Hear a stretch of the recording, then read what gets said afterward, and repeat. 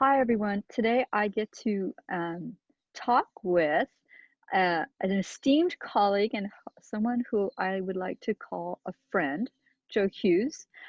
He's a professor of engineering at Drexel University, and he's the founder of the Peace Engineering program there.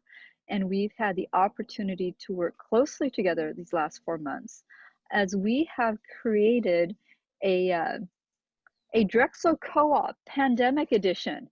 And we wanted to talk a little bit about what we've learned about how to put together a program in the midst of a global pandemic where we're working. And it was an interesting opportunity, Joe, to bring those interns in from Drexel and from other schools, and for us, like 30 perfect strangers, to all come together and work in this remote digital distributed environment, right?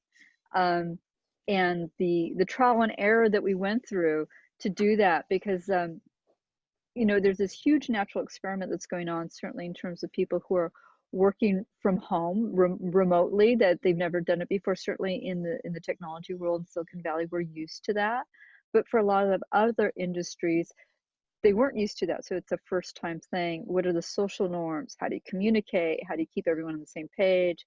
How do you know if people are being productive? And then how are people's emotional and social needs being met in the Hmm. midst of all this uncertainty? Um, and I think that there's some things that we learned along the way, some do's, some don'ts. I'd say And so. just, I think it's an opportunity to sort of like to rap about it and to share some of those insights with other people, certainly in terms of our failures. So that way, for all those of you who are listening, to know you are not alone. If any of this sounds familiar, it's because it's a thing. It's not your fault.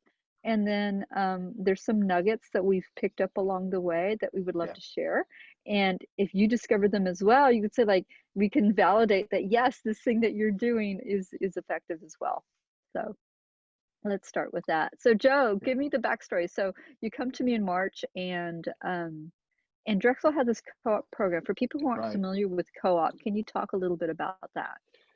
Sure. The Drexel Co-op program's it's sort of a signature of the university. And at Drexel, we're on the quarter system. And the way that we work is really on a 5-year program, in particular in engineering, where you come in and you take 3 quarters, you take 1 quarter off, and then for the rest of your time at Drexel, you're 100% engaged, either as a full-time student or as a full-time employee.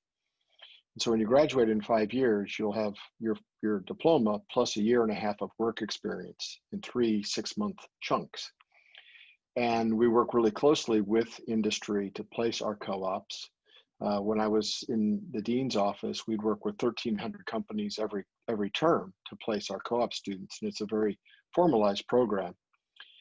This year, we were ready to start a co-op cycle in March, exactly at the time that everything shut down. And so a large number of our students who had co-ops up until a couple days before the start of the term immediately lost their co-ops. And that's when this opportunity for us to work together with these students really came about.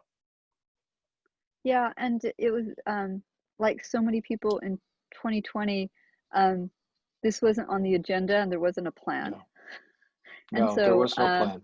there was no plan. And so this is one of how can how can we create something in the midst of a lot of uncertainty? And how can we create something that's of value, right? Right. And the so you're right, there was no plan. And when I was joking with students when I was interviewing them, I really wasn't interviewing them. I was really welcoming them into the program. Um, but I was telling them we're building the airplane as we fly it, or using other euphemisms like that to say that I don't exactly know how this is going to play out.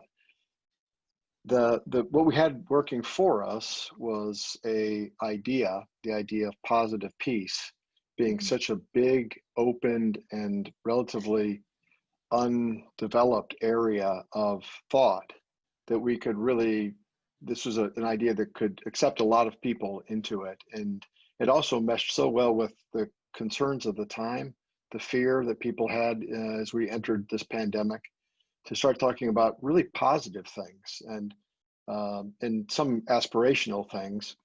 But it was something that I think appealed to a lot of our students to say that during this hard time, we're going to work on good things. So we had no plan. We had this idea, and I remember the first time we spoke about it and me saying, I think we have a lot of students who would be really interested in working with us. And there was a long pause, and then we said, let's give it a try. And so in retrospect, I think we made the right decision. Absolutely. And so, when I look at this, because the co-op is a 6-month program, so I see it as a co-op in 3 acts, right? So the Right, first act was saying, okay, here's this once in a lifetime opportunity to actually study a phenomenon that people will be referring back to for decades to come. right, This global pandemic. We've never seen anything like this, in terms of the scale, the people who are touched, right, all the technologies that we have, all the supply chains. It just upended everything. And so there was a particular opportunity to capture perishable data, and right. having the students focus on that, especially in different sectors, different research groups, and also to say, in the midst of all this that's happening, the perishable data, capture the good things that are happening, because Right. there's so much that's unpredictable. And Joe, maybe you can talk a little bit more about what perishable data is and why it's so important to get. Right. Where I was originally introduced to the term perishable data as something that scientists use is in the area of natural disaster research, where a natural disaster takes place, and if you could take a snapshot of the entire destruction, the whole area, say a tsunami or an earthquake, something like that, that's what that information right at that moment begins to erode or decay really quickly. Either Mother Nature starts to react to it or humans start to react to it. And in a matter of days, the scene looks very, very different than it was at the very moment of the disaster. And so they call that perishable data, that over time, it gets less and less valuable. The signal gets lost.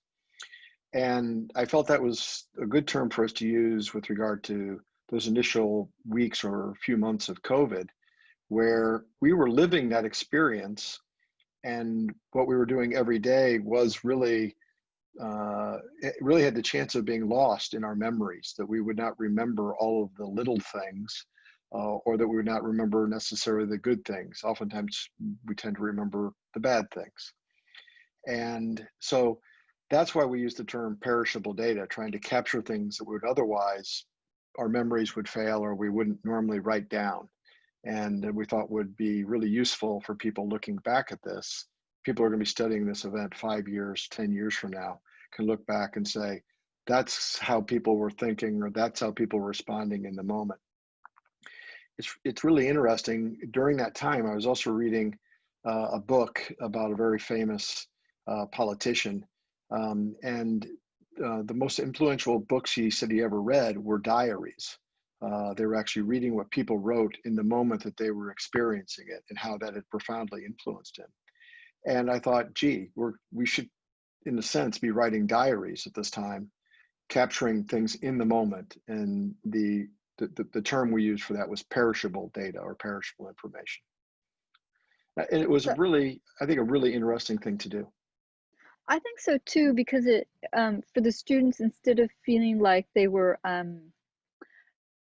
passive bystanders to what was going on, that they could actually flip it around and say, okay, I'm actually an active and interested observer of what's going on, and what are the patterns that are emerging. What the students were thrown into this environment where they learned how to do surveys, right? Yes. And we pushed them into that immediately. And Mhm. how do you engage with the public? How do you reach out to people? And this is also, again, it was very interactive. In our lab, in our lingo, it's participatory action research. Like, we're all Mhm. going to come in, we all have this lived experience and this other knowledge, this, we have assets of knowledge that we don't know are going to be relevant as we come together. And it was interesting to begin to get these weak signals of the different students' talents Yes. just in that context, because it wasn't a textbook where the answers are in the back. This is actually interacting with real life, where it's a very wicked problem. So instead of having a course in university about let's study wicked problems, like, no, this is a real life wicked problem. How's it playing out? And having a very both an intellectual and an embodied experience of that. So that was Hmm. to me act one of doing that. Say, okay, now you synthesize that, and we created a time capsule of the first phase of this pandemic, which was during the lockdown, and we had the students also look at what was going on around the world. So it wasn't just a domestic focus, Right. because aspirationally we were hoping that we could learn maybe best practices from wherever they were emerging, and could we somehow catalog that and make that available for people as a reference in years to come. Right. And then from there we went into the second phase, which was, okay, let's get immersed in, these concepts around positive peace Right. and peace innovation, a little bit around peace engineering, peace data, peace finance. We're emerging with this term PeaceX, which is the intersection of peace and some other discipline. And I remember, Joe, you having training the students in our sprint methods and Yes. having them work on a platform called Miro, which is a virtual whiteboard. And do you remember those first interactions of Oh, having the students work on that? I do. Yeah, Again, it worked out really well. yeah, Going in, it was let's see if this will work at all. And the two parts of that, you brought up the sprints and then Miro. The sprints, the two is it they're two different things as they developed. Or initially, they had to be tied together because we wanted to do sprints. We wanted everybody involved at the same time. And the Miro platform allowed us to do that. It allowed us to get everybody at the same place at the same time and practice working together in these sprints. And the both of the use of Miro and the use of sprints now has just become really commonplace for the students. And so the sprints that we started with were really simple ones. I think the first one we did was on a Miro board, which is as you know, it's a sticky board that you can do online and everybody can participate and put their stickies up. I think the first one we did was put down the three things that you can think of right now that were positive outcomes of COVID. And it was interesting what people put up. There were quite a few of them that were focused around songbirds. I can hear birds, or there's birds outside my window, or those kinds of things. And then people talked about really positive things that other people had done for their neighbors or what have you. And we started using that for using shared experience in these short episodes of engagement, these 3 minutes or 4 minute sprints, and throwing ideas up on this Miro platform, these sticky notes, arranging them, and then thinking about, okay, now that we've arranged these notes, what can we take as conclusions? And this way to get 20, I think at that stage we had 27 co-op students, and then you and I would be online. So that puts us up to 29 and maybe a couple others. So we're 30 people all putting stickies on this board and moving them around.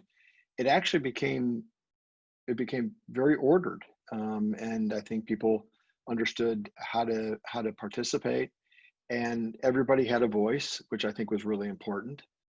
And I think within a few days of doing that, having daily hour, 2 hour meetings where I use that approach, really got people going.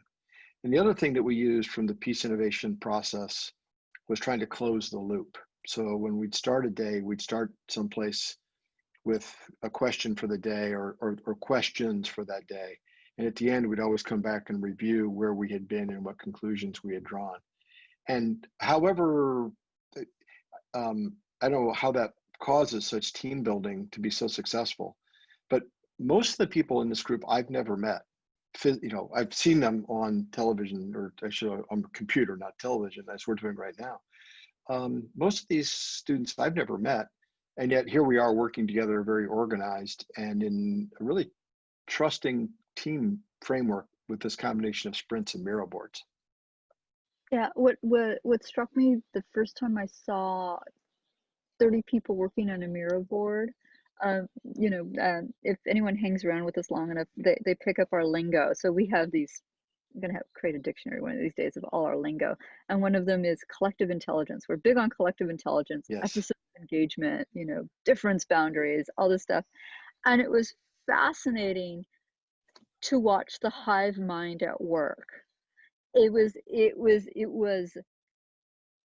palpable in a way that you don't get in a workshop in a room because you're seeing these arrows with people's names on them and they're swarming around on this Yes. board and you're seeing them. It was like watching a neural network in action. Yes. It was kind of wild. It's like I can see people thinking, right? What was right? One of the things where that really became apparent is, so let's say we're doing a 3-minute sprint and people are putting their notes up on the board. And so let's imagine it's the same sprint of what positive things have you noticed during the early stages of this pandemic? And you'd see some people after a minute or two, they've already got their stickies up there and their cursors sort of float to the edge of the computer screen. And then I would say, okay, for those of you who've got your ideas up, why don't you go in and start organizing while the rest of us finish? And you would see those cursors jump right back in and start moving things around and organizing thoughts. And it was swarm intelligence. It was really fun to watch, And it was especially and it was when you see the. nonverbal. It was quiet, absolutely Quiet. quiet. Nobody said a Yeah. word. Yeah, right. Yeah. Absolutely. And so it's like, I mean, and then you had them do exercises like, oh, so what are the assets that we have? And they're going like, what? And so, we might put some stickies in there to prime them like this or that. And Hmm. then all of a sudden they were all over it. And so Right. then what was powerful about it was that we could all see, kind of virtually shoulder to shoulder, all the assets that we had on this board in terms of networks, connections, skills, languages, all those things. And for some reason, it felt so powerful to me in a way that I had not seen before. And one of the things that we just did this week, which, you know, to do a co-op again, I would do this like in the beginning rather than now, is we had all the interns write their user manuals. I don't know if you've had a chance to read the user manuals, Joe, but they're great. And a user manual for people, the listeners who aren't accustomed to it, it's sort of like, what is the user manual if you wanted to run Margarita, right? Or Joe. And so it's we have a thing about our personalities. So either, Myers-Briggs or disc profile. And I threw in Zodiac for people who didn't know. I was like, I'm a Sagittarian. Turns out I'm an idealist and I am an INTJ. And I go, don't even ask me about the Enneagram. That's like, do those things line up? But anyway, so there they are. And then you talk about what motivates you, your communication style, little quirks about yourself.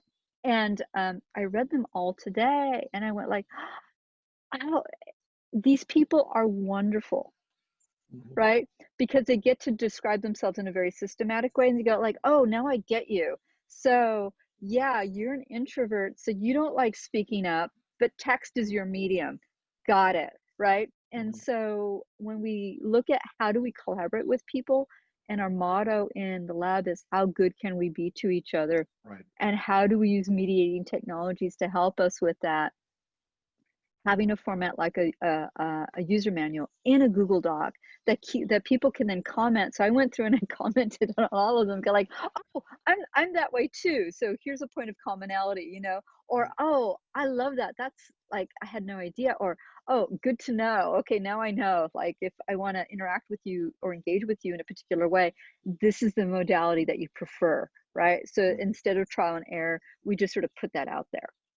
Yeah. And I, that to me was like a lovely little gem to like that had been on our to-do list to do our user manuals and never got around to it. And now I wish I had done it so much sooner. yeah, I have to say, I consider that one of the big success stories of the whole um, project. And the reason that I say that is because when you read what some of the people wrote, it it clearly, I mean, it clearly says we trust each other, Mhm. because people are really saying things in there that are um, not, I mean, you don't normally write that stuff down. You might say it in conversation, maybe, but Mhm. people are writing these things down and they're really insightful. You really get to know a lot about the people by reading these. And, when I don't know when the right time to do that exercise is, when you get a group of people started. And I could see a little too early if the trust isn't there, maybe you don't get quite the same level of expression. Um, with the level of expression we got in this, I think we certainly could have done it earlier.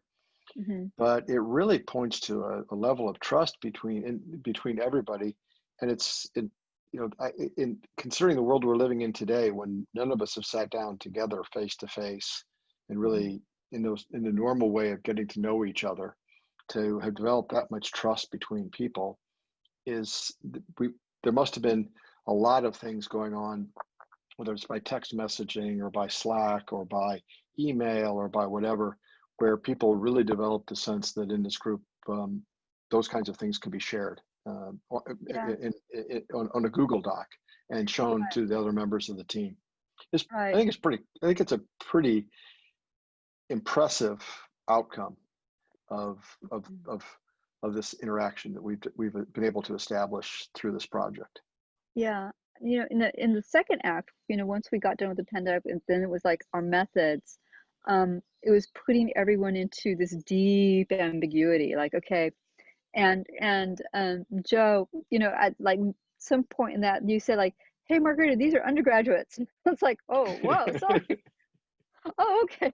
Because what had happened is that we had unintentionally treated them as if they were graduate students, as if they were PhD students who were going to be super comfortable with, you need to figure out what your question is, and then you need to figure out what are you trying to do, and then Right. out of that swamp of ambiguity, you will get, a focus, a thesis, a dissertation, and so on. And our bad, we put them into the deep end, and they're kind of going like, the entire world is ambiguous, and you've just thrown me into more ambiguity. It's like and so we learned from that because we didn't know. Some of them liked it. A lot of them, it turned out it was, oh, I'm sorry, I'm kind of rambling a little bit, but we also asked them design your own culture. And so they all said, we want Right. autonomy, we want to be able to do these things and self-organize and all that. We're going like, great. And then it turns out, well, actually, we would like clear Actually, instruction, we would like deadlines, we would like accountability, like leadership, yes. leadership, and go like, because we pulled back, so like, oh, you want to step up, all right. And this process of agency, right, Hmm. and Hmm. empowerment, um, they tend to be slogans in organizations. Like, we want people to be empowered, we want people to take leadership, but to operationalize that in a practical way with human beings is hard, Very hard. right? Very hard. Yes, Very hard. absolutely. And um, I think we exposed the group to a lot of ambiguity, and some of it developed on their own through culture design and things like that.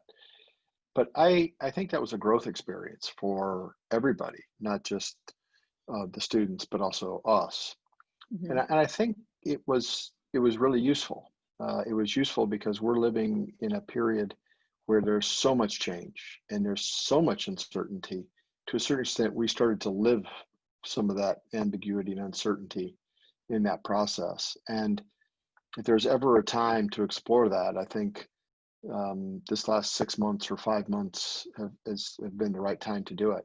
And I think the students will come away by saying that that was at times very frustrating, I think, for some of the students.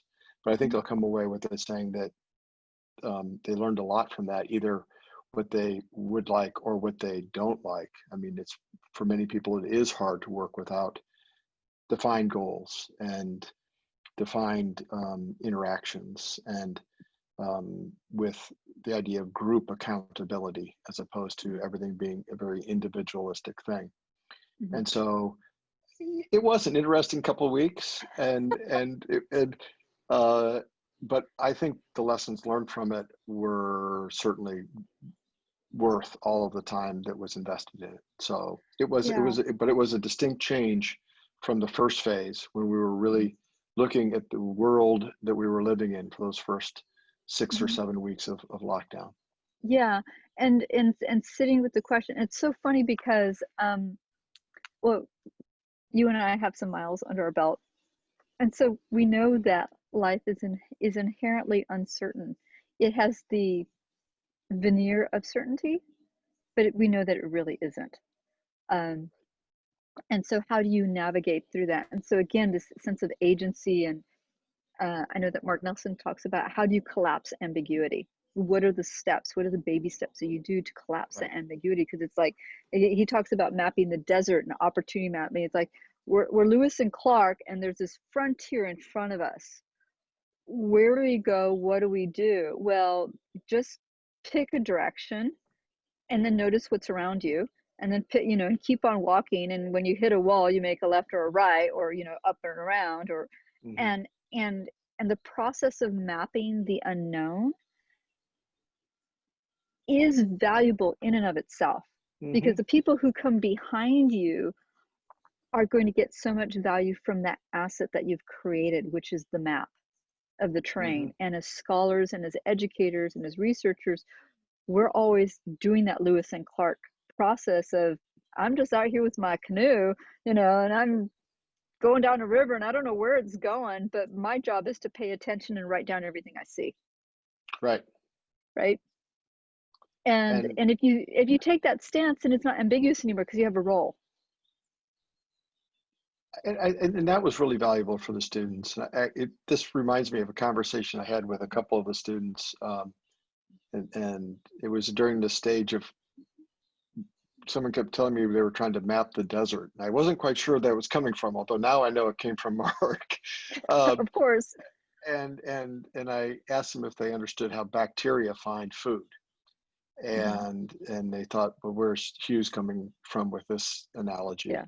And it's the whole idea of chemotaxis and the randomized walk that towards up towards a gradient, or through a gradient, really not towards a Hmm. gradient.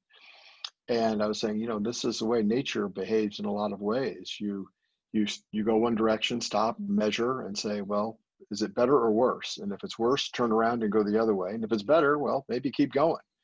And Mark called it mapping the desert, and I talked about it in terms of chemotaxis, or random walks. But those are really frustrating things for everybody the first time they experience them in life. And that's when I was saying we're working with undergraduates.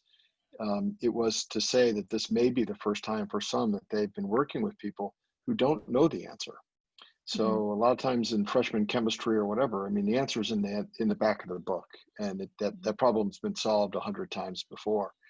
And the first time you're working on things where there really is no answer, where you're doing research, where you're Lewis and Clark and you're writing down what you saw for the very first time, it can be a kind of a scary feeling. And that's where people like you and me, who've seen a few more sunrises and a few more sunsets, come into play. Yeah.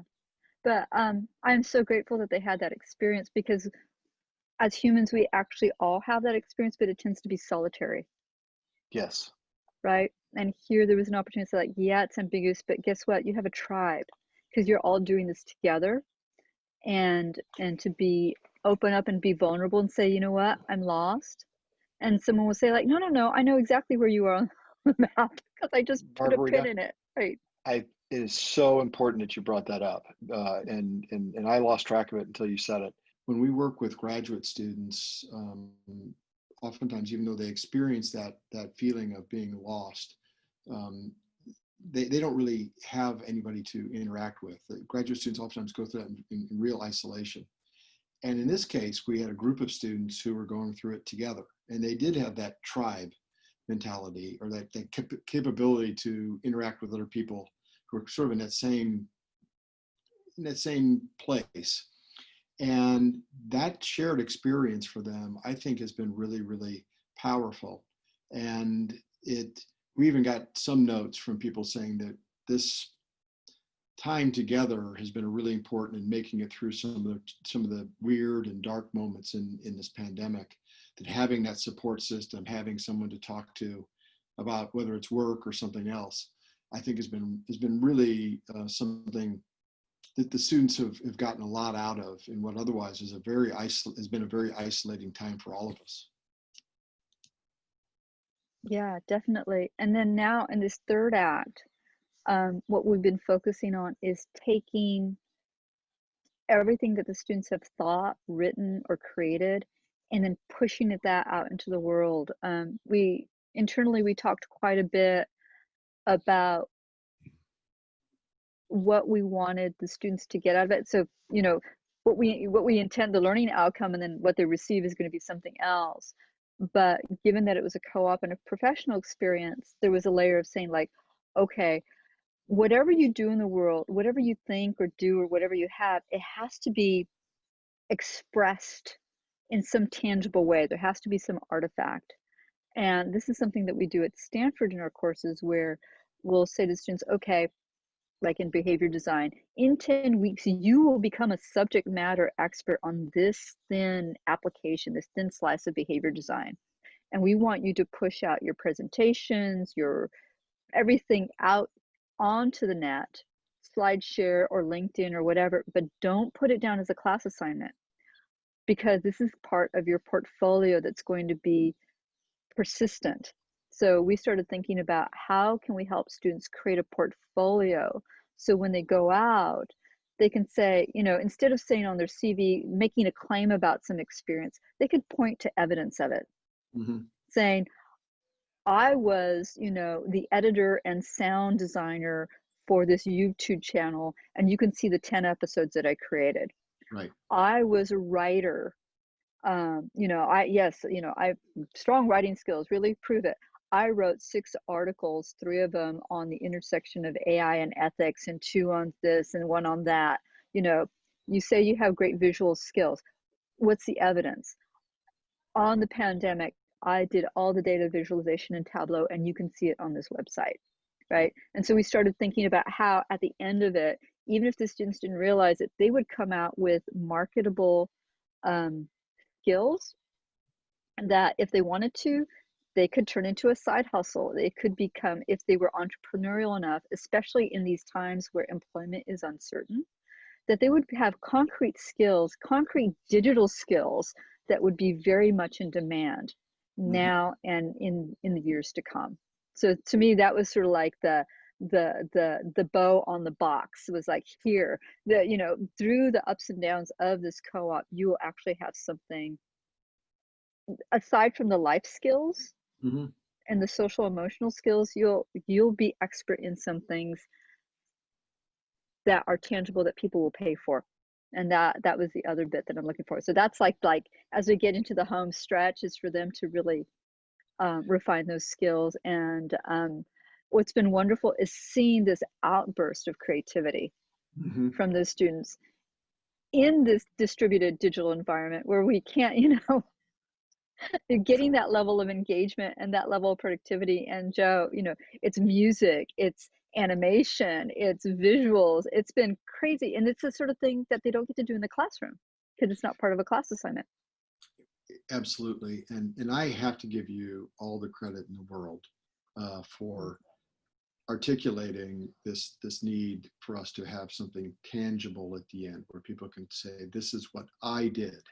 And creating artifacts. I think that was the term that you used with regard to having things that people could access on the web or maybe in some other way, to say, this is what I did. I was responsible. I was the editor for that, or that I wrote that, or those kinds of things, and having it out in the world as evidence of what they've done. And I think you were really the champion of that. And I think it's been terrific on a lot of different levels, but at the level of the student, it gives them a sense of what needs to get done, and that's important on a day in, day out basis.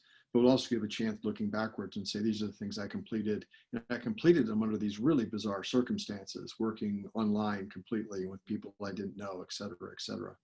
Yeah. And like today, I'm encouraging people to send me snippets of their work so I can showcase them in an event here in a few days. And yeah, can you send me your music that you wrote? Can you send me the animation that you came up with? Can you send me something that you wrote in a blog or ready for a paper publication? Blah blah blah blah. And the creativity that's come out of this group and the level of different artifacts, if we can use that term, that have come out of this are just really so much more than I ever could have guessed. And I think that it speaks to the kids that are in, I shouldn't say kids, please edit that out when you hear that. It speaks to the young men and women who are in the program with us, but it also it goes to what I think you were trying to encourage the students to do, which was to mark this time in their professional development, in their early careers, and show people in a archived manner what you're capable of doing. And you really carried that torch, and I'm so glad that you did. I, to me, when people say like you need to step into your power or you need to have agency or you need to do those things, those words and terms can feel so abstract. And Mm-hmm. especially for young men and young women, and especially people of color, that will go like, I don't know exactly what you mean when you say step into your power or like use your voice. And it's like, use your voice, write an article that 10,000 people will read. People will read. Actually, it doesn't matter if anyone reads it because eventually someone will find it. Maybe not today, maybe not tomorrow, but maybe a year from now, you will have written something that will touch someone or influence their thinking. But the only way that's ever going to happen is if you push it out into the world. And so for me, I want to see more empowered individuals. Yes. And that means, and I say this as an introvert, means you have to get out of your shell and you have to be willing to put it out there. And the funny thing is, we're always afraid that someone's going to tear us down. It happens far less than you think. It really does. Um, most of the time it's neutral. Let me tell you, I can all the stuff that I've pushed out in the world, I get crickets. And then I find out that just because someone didn't say something to me didn't mean that they weren't positively influenced. And so there's this thing about this, we need to constantly be a beacon of engagement. We're constantly modeling the behavior that needs to happen in the world. If we want people to positively engage in the world, then we have to do that in our words, in our deeds. And especially the fascinating thing about a digital platform is that it has this infinite scalability. So we have this infinite way to touch people in ways that we don't realize. And so for these students, that's what I want. It's like, take the means of production, seize the means of production and make it your own, and get the thing that you believe in out into the world. Mm-hmm. And that's how they begin to author the world that we want to live in. And at the end of the day, that's what I want everyone to do, is to take up that paintbrush in this huge canvas that we have, where we start to paint the world that we actually want to live in. And the best way to do that is if you get up there on the canvas and you put your mark, rather than waiting for someone to read your mind. Because what happens is that even with the best of intentions, it's sort of like when your grandmother gives you that sweater for Christmas. She's doing it with all the love in the world, but it's not what you want. Go, thanks, Grandma. I know that feeling. I know that Right? feeling. Yeah. But if we can step up and say, this is what I want, in a very clear, authentic voice, Mm-hmm. you've done everyone a favor, because then Grandma isn't going to waste her time knitting a sweater that nobody wants. She's going to say, what Billy wants is this. And when I give it to him, he's going to light up. And that's actually the reaction. That's the response that I want to get. Right. I want to make him happy. I want to light him up. I want to give him what he wants. He needs to tell me what he wants. And so if we want the world a particular way, we need to be so clear about what it is that we want. And we might need to give people examples. Like, you know what? It looks like this. It's like, you know, let's reduce the ambiguity. Absolutely. Um, so anyway, I'm so excited. Thank you so much for spending this Oh, time with me. I know that you're super jammed in your schedule. thank you for Um, taking the time to share with me and talk about this experience together. It's been wonderful. And I I don't, in some ways, I hope we get a chance to do it again, but I hope that the reasons why we have to do it again are not the same. I hope the world's not like this in the future as we've lived through the last 6 months. But the ability to do this and work with you on this and work with these students has just been a terrific experience. And so thank you for giving me the chance to talk about it. yeah, thank you. Thank you very much. Okay, take care. Okay, bye-bye. Okay, bye.